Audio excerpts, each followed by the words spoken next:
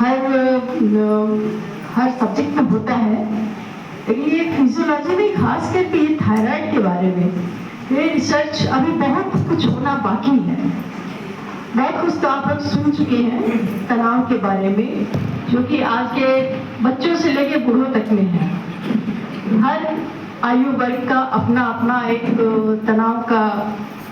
कारण है, लेकिन यहाँ मैं एक चीज पर थोड़ा ज्यादा स्ट्रेस देना चाहूंगी कि आपके हर घर में महिलाएं हैं और हर घर में जहाँ पुरुष भी तनाव में है, बच्चे भी तनाव में है, क्या महिला तनाव में नहीं है? वो भी बहुत बहुत तनाव में रहती है। उन्हें घर का सारा काम निपटाना होता है, बच्चों की देखरेख करना होता है, बच्चों को पैदा करना, उनको पालना कितना कठिन काम है ये पूरा जग जानता है। तो यहाँ एक चीज जो सारे डिस्कशन में छूट गया है वो मैं कहना चाहूंगी कि आने वाली पीढ़ी जो एक महिला तैयार करती है, अपने गर्भ में तैयार करती है और फिर गर्भ के बाद उत्पन्न होने के बाद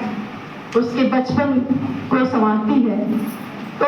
इसमें थायरॉक्सिन जो हार्मोन जो थायराइड से निकलता है वो इतना ज्यादा महत्वपूर्ण है कि अगर गर्भवती महिला के गर्भावस्था में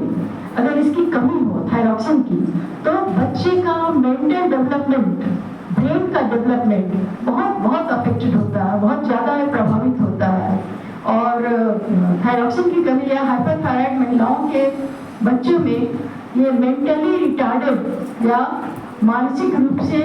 अस्वस्थ बच्चे पैदा होने का जोखिम बहुत बहुत ज़्यादा है। इसलिए गर्भवती महिलाओं के थायराइड के स्टेटस, थायराइड के कंडीशन के बारे में और उसके हार्मोन्स के बारे में बहुत ही ज़्यादा ज़रूरी है कि उनका विशेष ख्याल रखा जाए और उनके विशेष जांच, जो थायराइड की जांच होती है वो आजकल गर्भावस्था में आवश्यक है, हर किसी को कराना चाहिए, क्योंकि कोई भी नहीं चाहेगा कि बच्चे जो पैदा हो, आपके जो अगली जनरेशन हो, वो कोई भी मानसिक या शारीरिक रूप से अस्वस्थ हो। सब लोग चाहते हैं हमारा बच्चा तेज हो, हमारा बच्चा हमेशा स्वस्थ रहे, तो इसके लिए ये बहुत आवश्यक है। और ये बिल्कुल प्रूफ फैक्ट है कि जब गर्भावस्था के दौरान बच्चे का विकसित हो रहा है बच्चा, तो उस समय उसके थायरॉक्सिन के लेवल को नॉर्मल होना बहुत ज़रूरी है। इसलिए अगर माँ को, गर्भवती स्त्री का थायराइड कंडीशन ठीक नहीं है तो उसका ट्रीटमेंट होना बहुत, उसका इलाज होना बहुत बहुत ही ज़रूरी है। तो हर घर में एक तो आपने सबसे सुना ही कि तनाव का एक बहुत बड़ा कारण है थायराइड के, हाइपोथायराइड की बीमारी का। तो हर घर में मैं चाहूँगी कि हर घर में शांति हो,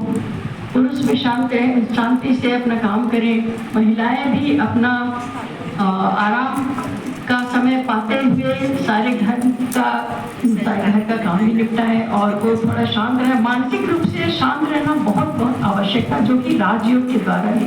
संभव है। तो हर स्त्री को, चाहे वो आपकी बेटी के रूप में हो या बहन के रूप में या बहू के रूप में या आपकी सास के रूप में, किसी भी स्थिति में, तो स्त्रियों का भी एक दूसरे के प्रति सम्मान, सद्भाव और सहयोग रहना बहुत ज़रूरी है। तो हर घर में महिलाएं अपना स्थान और अपना सम्मान और अपना कर्तव्य, अधिकार सब कुछ सोचते हुए, सब कुछ देखते हुए रहें, जिससे कि पूरे समाज में शांति रहेगी, पूरे समाज का स्वास्थ्य, मानसिक शारीरिक स्वास्थ्य अच्छा रहेगा। आप जानते हैं अशांत महिला अगर खाना भी बनाती है तो उसके खाने में कभी स्वाद नहीं आएगा जब तक कि महिला प्रसन्न मन से खाना न बनाए, महिला प्रसन्न मन से अपनी गर्भावस्था को पार न करे, प्रसन्न अवस्था में अपने बच्चों को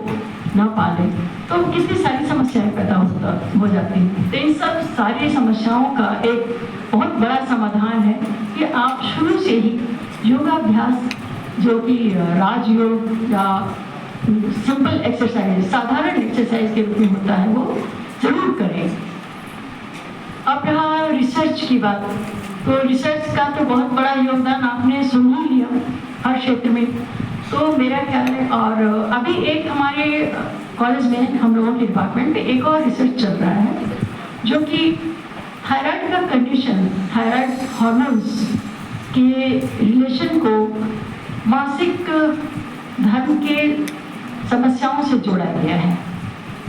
तो उस पर अभी चल रहा है रिसर्च। इस तरह हर जीवन के हर स्थिति में ये थायराइड इतना महत्व है कि अभी रिसर्च की बहुत ज़्यादा आवश्यकता है,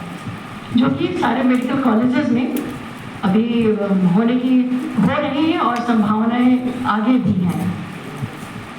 तो इन्हीं शब्दों के साथ मैं अपना वक्तव्य समाप्त करती हूँ। आप सभी को ये हमारी शुभकामना है कि आपकी ज़िंदगी शांत और सुखमय हो, आपके घर में शांति बनी रहे तो समाज में भी शांति बनी रहेगी और सद्भाव बना रहेगा।